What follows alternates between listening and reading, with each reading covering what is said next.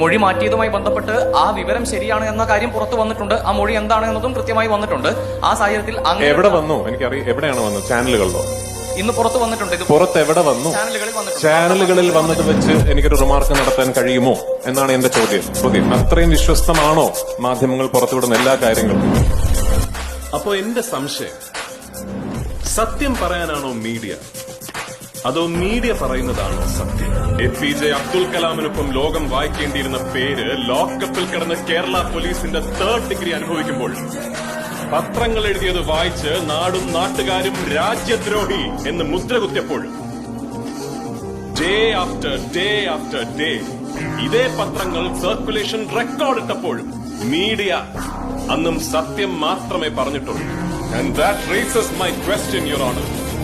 വിധി പ്രസ്താവിക്കാൻ മീഡിയകളും ശിക്ഷ നടപ്പാക്കാൻ പോലീസും ഉണ്ടെങ്കിൽ പിന്നെ എന്തിനാണ് കറുത്ത കോട്ടും ഗൗണും ഇട്ട് കുറെ കോമാളികൾ